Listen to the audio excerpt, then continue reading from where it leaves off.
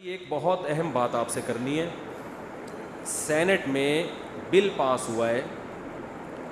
یہ سینٹ میں بل پاس ہوا ہے جس میں مسلم لیگ کی اکثریت, پیپلز پارٹی کی اکثریت اور کچھ لوگ پی ٹی آئی کے بھی ہیں. سب کے آپس میں درجنوں اختلافات کے باوجود اسلام کی مخالفت کا جہاں موقع آئے گا تو یہ ویسے ایک دوسرے کو گالیاں بھی دیتے رہتے ہیں, ایک دوسرے پر توڑ پھوڑ بھی کرتے رہتے ہیں, ویسے ایک دوسرے کے مرد آباد کے نعرے بھی لگاتے ہیں.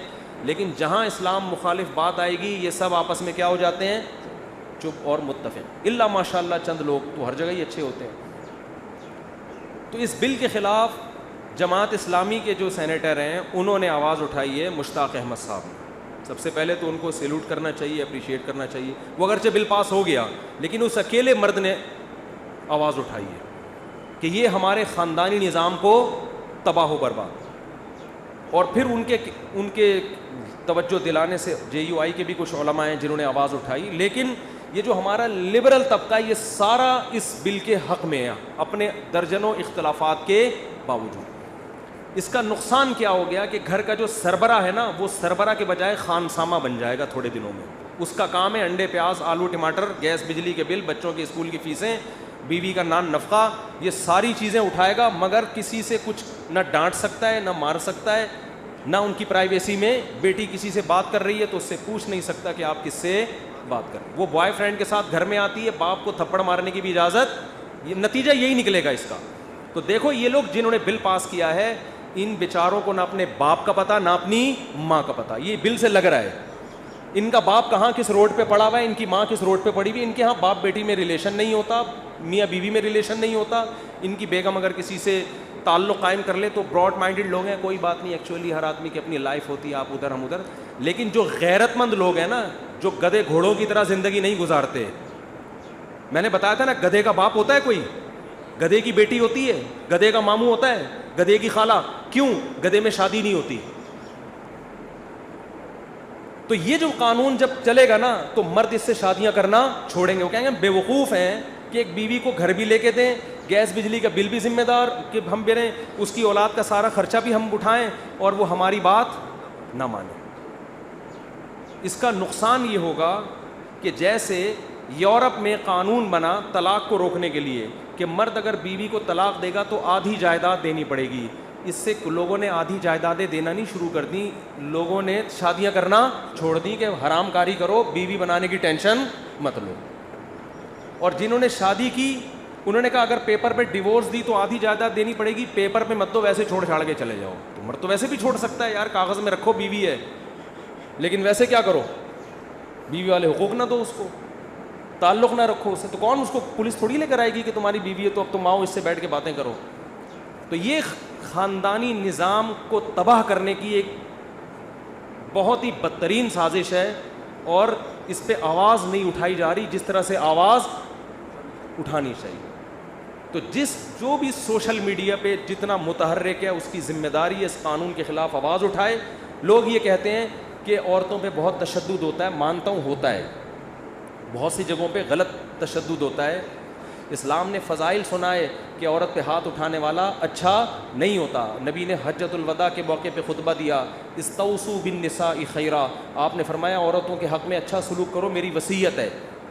نبی نے فرمایا تم میں سب سے اچھا وہ ہے جو اپنے گھر والوں کے ساتھ, بیویوں کے ساتھ اچھے اخلاق سے بات کرے. امی عائشہ فرماتی ہیں نبی مسکراتے چہرے کے ساتھ گھر میں آتے, مسکراتے چہرے کے ساتھ گھر سے نکلتے. امی عائشہ فرماتی ہیں نبی ایسی محبت کا اظہار کرتے کہ میں جس برتن میں جس جگہ سے منہ لگا کے پانی پیتی نبی بھی اسی جگہ سے منہ لگا کے پانی پیتے.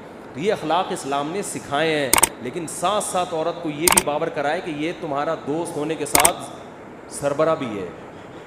سربراہ کے پاس جب تک اپنی بات کو منوانے کی طاقت نہیں ہوگی تو وہ سربراہ نہیں ہوگا.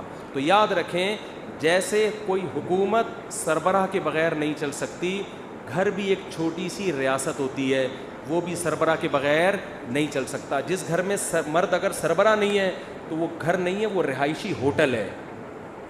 وہ کیا ہے؟ رہائشی ہوٹل, جس میں اتفاق سے آپ کی ایک عدد وائف سے ملاقات ہو گئی جو آپ کی کسی بات کی پابند نہیں ہے اور نہ آپ حقوق نان نفقہ ادا کرنے کے پابند.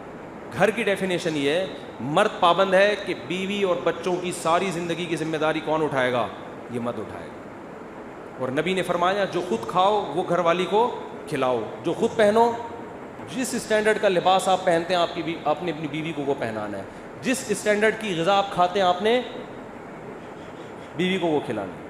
اس کے بعد بھی اگر وہ عورت حد سے تجاوز کرتی ہے, حد سے تجاوز کیا ہوتا ہے؟ ایک صاحب نے مجھے بتایا کہ میری بیوی میری ماں پہ فحش الزام لگاتی ہے, غلط الزام لگاتی ہے.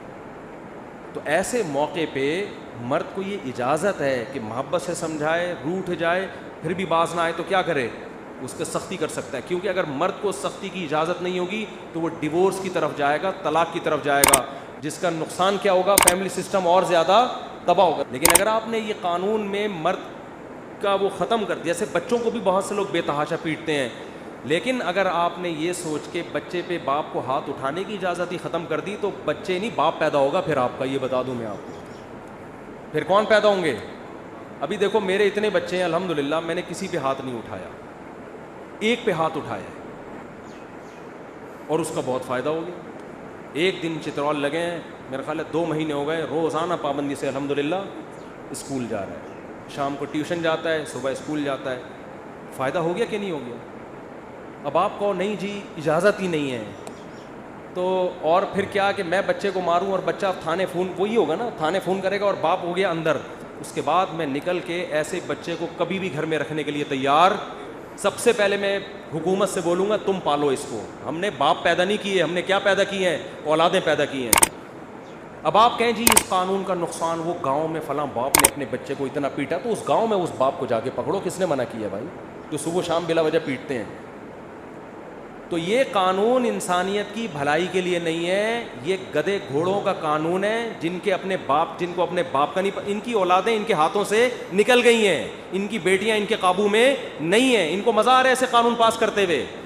خاندانی لوگ, عزت دار لوگ کبھی اس قانون کی حمایت نہیں کریں گے. تو آپ سب لوگ, مشتاق احمد صاحب جو جماعت اسلامی کے جنہوں نے اس کی بھرپور مخالفت کی ہے, سوشل میڈیا پہ آپ سب ان کو پروموٹ کریں, اپریشیٹ کریں اور اس قانون کے خلاف بھرپور آواز اٹھائیں. یہ ہماری نسلوں کو تباہ کرے گا یہ قانون, سمجھ رہے ہو؟